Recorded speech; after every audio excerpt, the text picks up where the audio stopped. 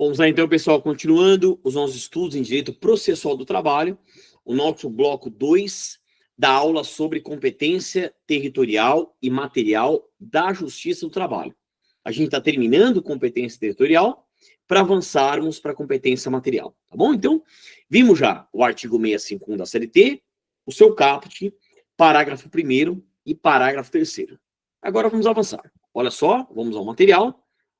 Aí temos, como eu disse, no bloco anterior. Nós temos aqui, pessoal, entre aspas, uma suposta terceira exceção. Na verdade, por que eu falo suposta terceira exceção? Já leremos o texto, vou falar de cabeça. A base é o artigo 651, parágrafo 2º da CLT, que eu pulei de propósito, e alguns juristas dizem que é um outro assunto. É a competência ou jurisdição internacional da Justiça do Trabalho. Pessoal, qual a ideia básica aqui? O que você encontra lá no artigo 651, parágrafo 2º? Que a Justiça do Trabalho, ela é competente para processar e julgar ações ocorridas em agência ou filial no estrangeiro, desde que o empregado seja brasileiro e não haja convenção internacional em sentido contrário. Deixa eu dar um exemplo para ficar mais fácil. Ó. Até para você notar um exemplo real que eu já tive no escritório e o exame de ordem já cobrou também. Ó. Exemplo, tá? O meu cliente, pessoal, ele foi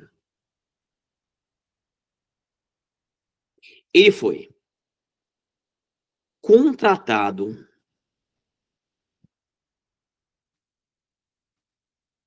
no Brasil para prestar serviços.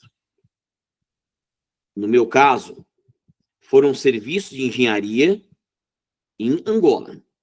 Então, era um projeto grande lá de engenharia, ele é um grande engenheiro, e ele foi contratado para trabalhar lá em Angola.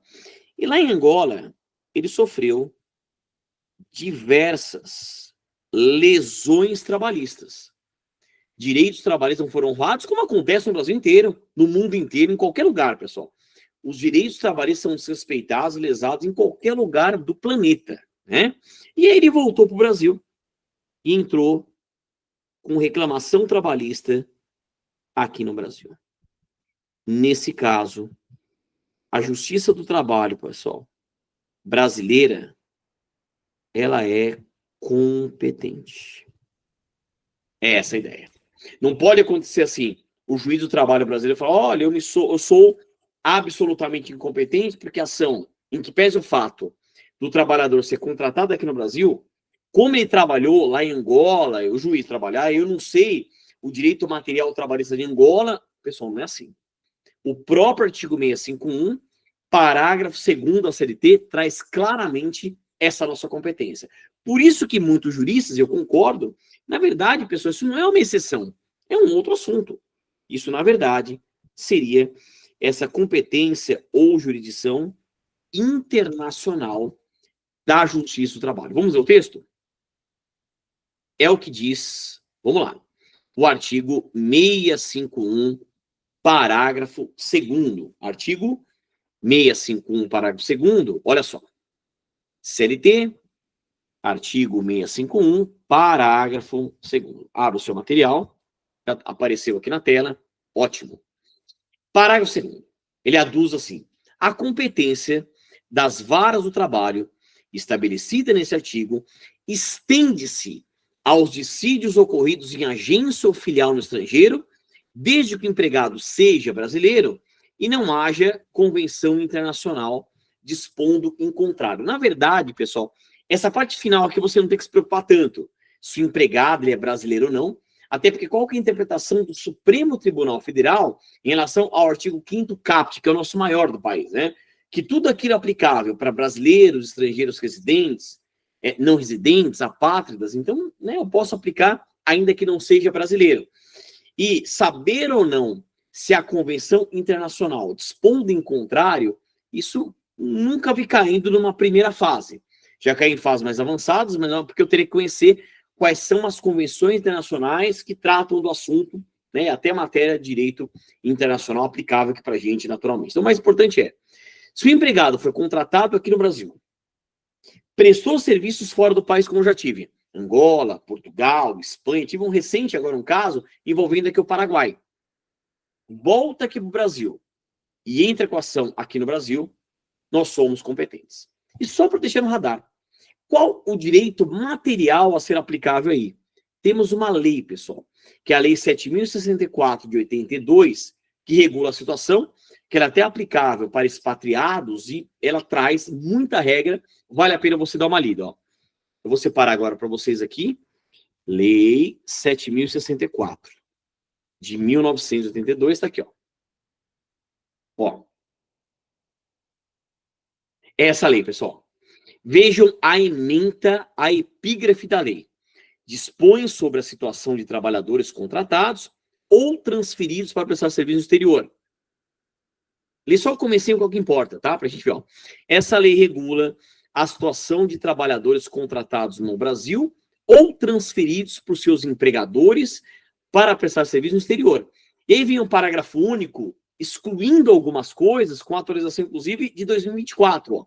Fica excluído do regime dessa lei o empregado designado para prestar serviço de natureza transitória por período não superior a 90 dias, desde que tenha ciência expressa dessa transitoriedade e receba, além da passagem de volta diárias durante todo o período de trabalho no exterior, as quais, seja qual for o respectivo valor, não terão natureza salarial. E, por fim, inciso 2, os tripulantes de cruzeiros aquaviários em águas jurisdicionais nacionais e internacionais, que são regulados pela Convenção sobre o Trabalho Marítimo, CTM, de 2006, da OIT, promulgada pelo Decreto 10.671, de 2021. Tá? Então, uma lei importante, uma lei que regulamenta aí a situação de trabalhadores contratados ou transferidos para prestar serviços no exterior, e o juiz do trabalho não pode se declarar absolutamente incompetente. Tá bom?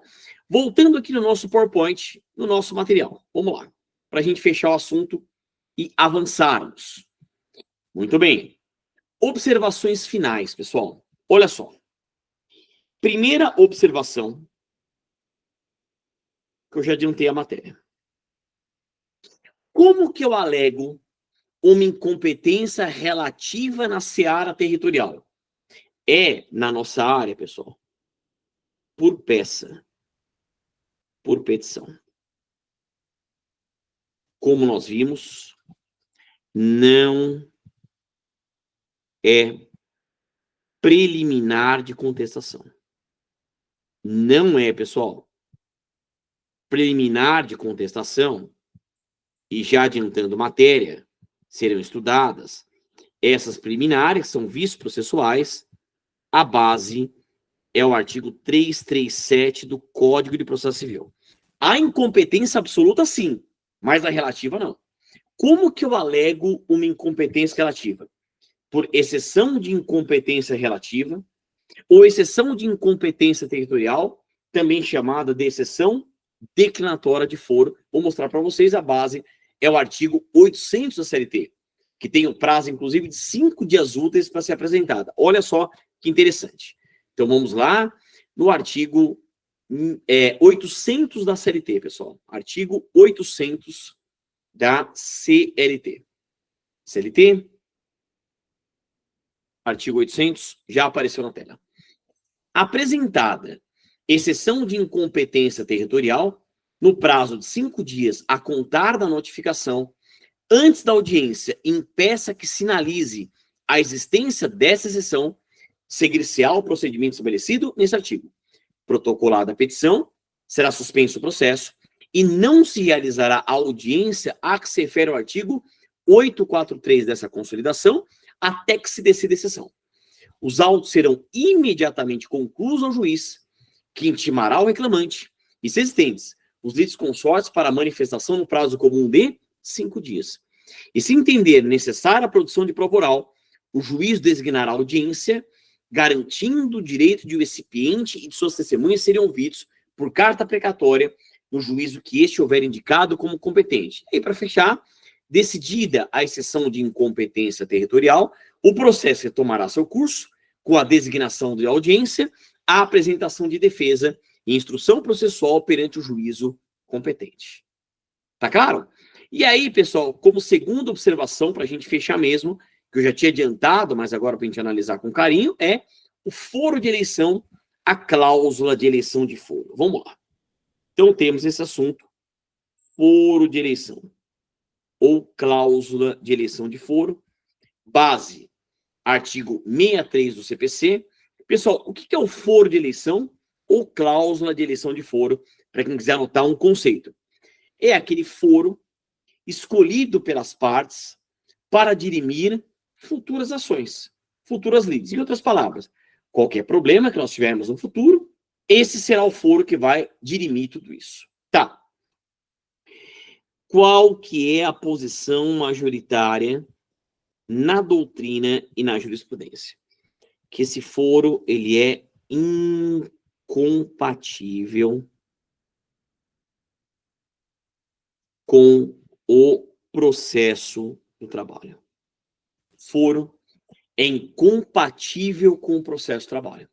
Pessoal, primeiro, pelo princípio da imperatividade das normas processuais trabalhistas. Elas são cogentes, imperativas ou de ordem pública e tem que observar o local de prestação de serviços, independentemente do local da contratação, sendo empregado, reclamante ou reclamado. Tá bom.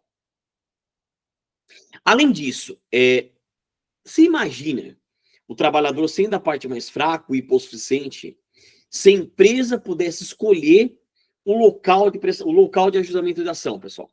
O local para dirimir futuras lides. Escolheria a ponta do país, o mais distante possível, para dificultar o acesso do trabalhador ao Poder Judiciário. Por isso que a posição que prevalece é a inaplicabilidade. E o regramento está lá no artigo 63 do CPC. Olha só. Então, quando a gente abre o CPC, artigo 63. Então, vamos lá. Artigo 63 do CPC. Ó. Inclusive, teve a atualização recente, né? Ó. As partes podem modificar a competência em razão do valor e do território, elegendo foro onde será proposta a ação oriunda de direitos e obrigações. Parágrafo 1º. A eleição de foro somente produz efeito quando constar em instrumento escrito, aludir expressamente a determinado negócio jurídico e guardar pertinência com o domicílio ou a residência de uma das partes ou com o local da obrigação, ressalvada a pactuação consumerista quando favorável ao consumidor. O foro contratual obriga os herdeiros e sucessores das partes. Antes da citação, a cláusula de eleição de foro, se abusiva, pode ser reputada ineficaz de ofício pelo juiz, que determinará a remessa dos autos ao juízo do foro de domicílio do réu. Citado, incumbe ao réu alegar a abusividade da cláusula de eleição de foro na contestação, sob pena de preclusão. E aí, a atualização de 2024, o ajuizamento de ação em juízo aleatório, entendido como aquele sem vinculação com o domicílio ou a residência das partes, ou com o negócio jurídico discutido na demanda, constitui prática abusiva que justifica a declinação de competente de ofício. Por isso que daria até para a gente pensar numa possível aplicabilidade e compatibilidade aqui na área trabalhista, mas prevalece o entendimento na doutrina, com respaldo jurisprudencial, que a cláusula de eleição de foro, também chamada foro de eleição, ela é incompatível com o processo de trabalho, e com isso terminamos o que há de mais importante sobre competência territorial. Tá claro? Podemos avançar muita matéria, né? Tomar uma água. Vamos continuar agora. Vamos falar sobre competência agora material da Justiça do Trabalho. Próximo tema, próximo assunto, competência material da Justiça do Trabalho. Nós vimos a territorial, agora vamos falar da material. Muito bem. Essa competência material da Justiça do Trabalho também é chamada competência em razão da matéria, ou, em latim, ex ratione materiae. E é uma competência absoluta, tá? A base, tá na outra tela também, mas a base que eu tinha dado são aqueles artigos 62 a 65, Código de Processo Civil, e é uma matéria de ordem pública ou objeção processual. Para quem quiser anotar o conceito. O que é uma matéria de ordem pública ou objeção processual? É aquela que deve ser conhecida de ofício pelo juiz e que poderá ser alegada em qualquer tempo e grau de jurisdição. Repetindo, o que é uma matéria de ordem pública ou objeção processual? É aquela que deve ser conhecida de ofício pelo juiz e que pode ser alegada em qualquer tempo e grau de jurisdição. Tá? Vamos avançar. Então, citei aqui os artigos 62 a 65 do CPC, artigos 62 a 65 o Código de Processo Civil. Vamos à leitura agora do que importa.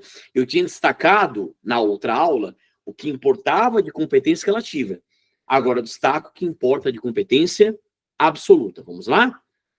Então, abra lá o seu material, CPC. Ó, artigo 62, que é importante. A competência determinada em razão da matéria, que é o caso que importa para a gente aqui, da pessoa ou da função, é inderrogável por convenção das partes. Diferente que na outra, as partes poderiam modificar a competência, aqui não, é inderrogável. As partes não podem alterar. Tá bom.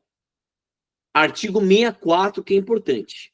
Para nós, é incompetência absoluta só, será alegada como questão preliminar de contestação, e aí você também vai estudar o artigo 337 do CPC, tá bom?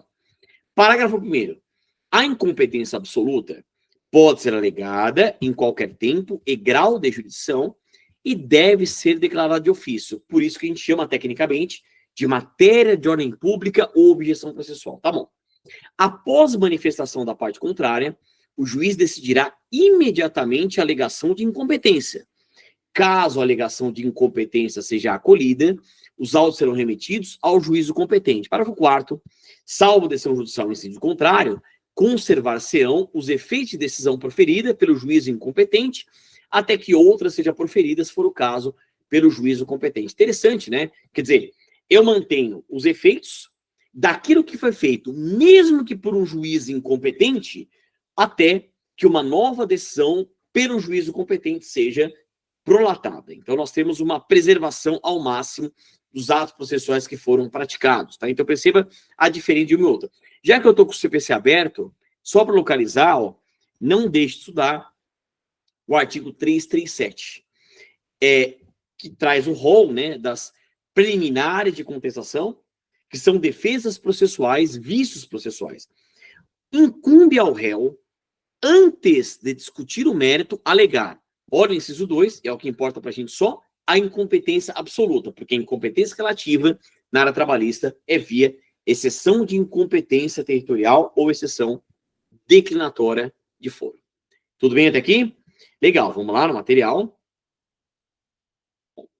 E aí temos a nossa base, que é o artigo, pessoal, 114 da Constituição. Da mesma forma que o artigo 651 da CLT era o artigo lá da competência territorial, comparando aqui o artigo 114 traz as regras da competência material. E aí eu trouxe para vocês que o artigo 114, fruto da emenda constitucional 45 de 2004, a reforma do judiciário, trouxe uma ampliação significativa dessa competência. Um verdadeiro divisor de águas. Uma competência antes da emenda 45 e outra competência totalmente ampliada, reformada, após a reforma do judiciário. Eu tenho um carinho muito grande, pessoal, quando eu dou aula desse assunto, desse tema, porque 2004 foi um ano muito importante para mim. Foi o ano que eu me formei, que eu prestei o exame de ordem e tal, e a gente fica naquela dúvida, né? Qual a área que eu vou escolher para advogar? E na época eu já ouvi aquele burburinho, olha, tá vindo a reforma do judiciário, que vai ampliar muito a nossa competência. Isso foi um dos grandes motivos que me levou, à época, a escolher a área trabalhista. Foi a área que eu advogo, que eu dou aula, que eu fiz pós, mestrado, doutorado, pós-doutorado, sou pesquisador na USP, tudo nessa área que eu tenho um amor e carinho muito grande por ela. Tá bom?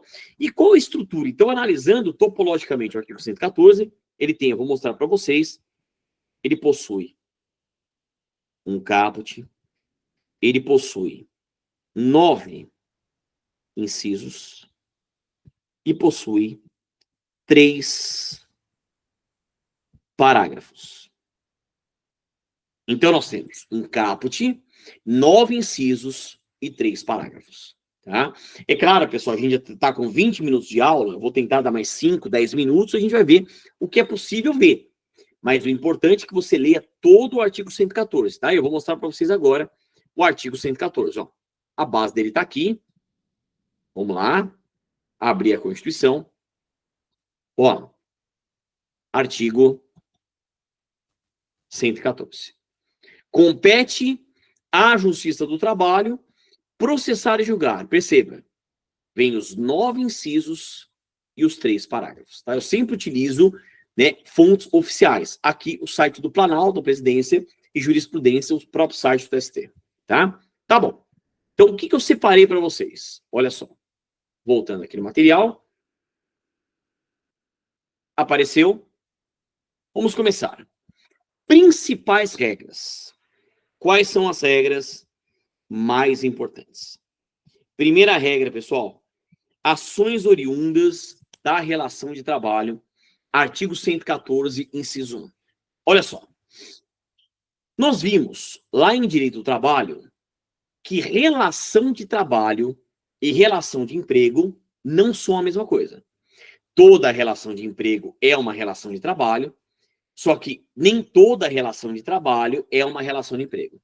A relação de emprego é a relação de trabalho, mas os requisitos caracterizadores do vínculo empregatício, também chamados de elementos fáticos jurídicos ou pressupostos, artigo 2º e 3º da CLT.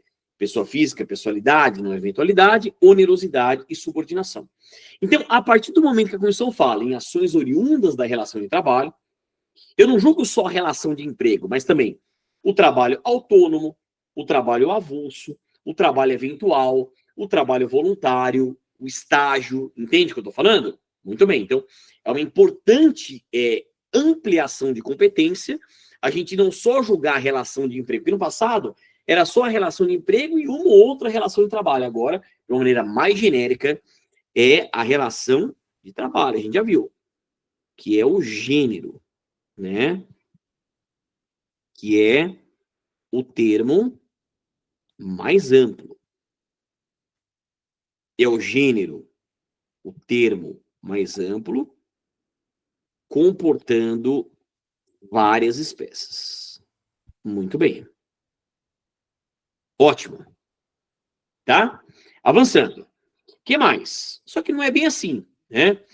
Aí temos uma importante pergunta, pessoal. E a ação de cobrança de honorários de profissional liberal contra cliente? Quem julgou? Olha, eu particularmente entendo que é de competência da Justiça do Trabalho. Eu acho que isso aqui é uma relação de trabalho, prestação de serviços, só que a minha opinião pouco importa. O tema é polêmico.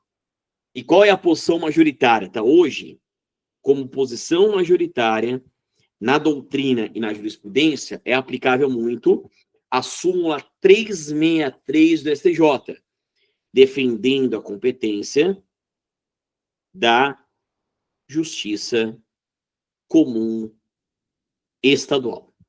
E aí você vai ler, pessoal, os acórdãos da Justiça Estadual. Você vai ler, pessoal, os acórdãos que deram origem, né, a essa súmula.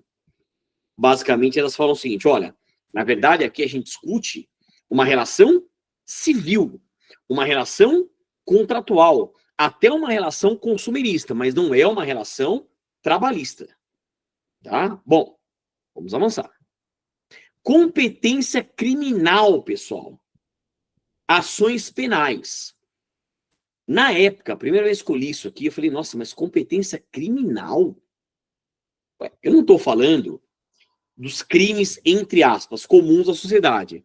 Furto, roubo, estelionato, homicídio, feminicídio, estupro de vulnerável, não é isso? Eu estou falando de crimes que possam ter relação direta ou indireta com a área trabalhista. Claro que eu tenho os crimes contra a organização do trabalho, né? Até recentemente eu tenho um professor que tem um livro de direito penal do trabalho, né? Mas o grande exemplo é o exemplo do trabalho escravo, lá do artigo 149 do Código Penal, que é o crime de redução à condição análoga à de escravo. né? Então, será que nós temos ou não essa competência criminal específica? Bom, a questão chegou no Supremo Tribunal Federal. Essa ação direta 36840, na época, foi ajuizada pelo Procurador-Geral da República, que tem legitimidade para o ajuizamento dessas ações. A questão chegou no STF, o STF entendeu que nós não temos nenhuma competência criminal. A Justiça do Trabalho não possui nenhuma competência criminal. Se a reforma do Judiciário quisesse fazer, teria feito expressamente. Eu não poderia ter isso como uma ilação. Essa foi a interpretação do pretório excelso. Eles usaram muito aquele argumento que está na Constituição e no Código Penal, que não há crime sem lei anterior que o defina, nem pena sem prévia cominação legal. Então, a competência vai ser, pessoal, da justiça comum. A competência vai ser da justiça comum e pode ser a justiça comum estadual ou a justiça comum federal. Aí vocês terão isso em processo penal, não é da nossa alçada. Então é só para você entender que já caiu na área trabalhista, que nós não temos nenhuma competência criminal, ainda que seja um crime que poderia trazer essa competência, como o caso aqui do trabalho escravo. Tá? Vamos lá.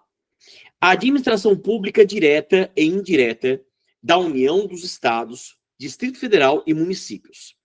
A gente sabe que, embora a gente tenha muitos regimes, né, mas temos lá na administração pública 2 regimes jurídicos principais, que são os estatutários e os seretistas. Tá?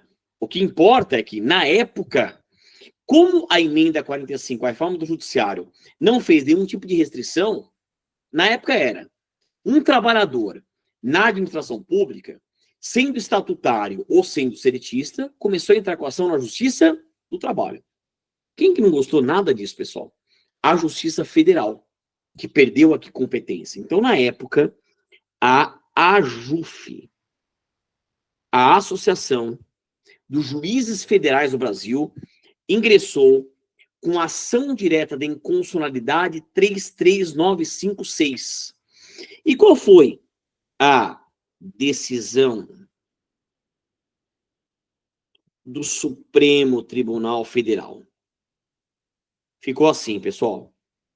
A Justiça do Trabalho, ela ficou com competência para julgar quem, pessoal? Apenas os seretistas, tá? E a Justiça Comum, sendo estadual ou sendo federal, ela que julga os estatutários, a depender da atuação do servidor, né? Mas outras, você vai anotar assim no seu caderno, relações de caráter jurídico administrativo. Estatutários e outras relações de caráter jurídico administrativo. Tá? Então, realmente, nós só ficamos com o regime da CLT dentro da administração pública direta e indireta da União, Estados, DF e municípios. Muito bem. Aí, pessoal, já estou terminando esse bloco, vou ter que avançar. Ações que envolvam direito de greve também é nosso. Aí eu queria, aqui, pessoal, pelo menos encerrar a aula falando desse assunto que está muito em alta, tá? Ações de indenização por danos patrimoniais ou extrapatrimoniais que decorram da relação de trabalho, acidente de trabalho ou doença ocupacional. Pessoal, a parte indenizatória é nossa. Sendo danos patrimoniais ou extrapatrimoniais, envolvendo o assunto responsabilidade civil na área trabalhista. Responsabilidade civil na área trabalhista, tá? Ou seja, acidente de trabalho e doença ocupacional, isso está na Lei 8.291, que é a Lei de Benefícios da Previdência Social. Isso vem confirmado, corroborado pela súmula vinculante 22 do Supremo e pela súmula 392 do TST. Ou seja, no passado, é impensável um juiz do trabalho analisar, pessoal, dano moral, por exemplo. Né? Agora, sendo um dano patrimonial ou extrapatrimonial que decorra de relação de trabalho, acidente de trabalho ou doença ocupacional, sendo empregado vivo ou morto, a competência é nossa. Então, além de acidente de trabalho e doença ocupacional, LER, DOT, tenossinovite, contato com amianto, síndrome de burnout, nós temos também dano moral da relação de trabalho.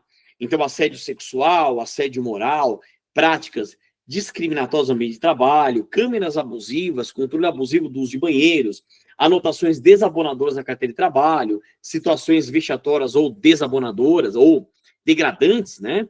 E aí eu coloquei para vocês também, né, o dano em ricochete e reflexo direto, a súmula 736 do Supremo e a lei 6858 de 80, que dispõe sobre o pagamento aos dependentes sucessores de valores não recebidos em vida pelos respectivos titulares, que paga-se igual para todo mundo, e não havendo habilitação perante o INSS, perante a Previdência Social, aí eu observo a legislação civil quanto ao direito sucessório, por exemplo. Tá? Então, o mais importante é que, a partir do advento da Emenda Constitucional 40 de 2004, a reforma do Judiciário, nós também passamos a ter competência para analisarmos a parte indenizatória de responsabilidade civil envolvendo relação de trabalho, acidente de trabalho e doença ocupacional, danos patrimoniais e danos extrapatrimoniais, tá bom? Bom, depois leiam todo o material, pessoal. Então é isso. Obrigado pela atenção, aquele pensamento positivo, ânimo firme, força nos estudos, fiquem com Deus e até o nosso próximo encontro.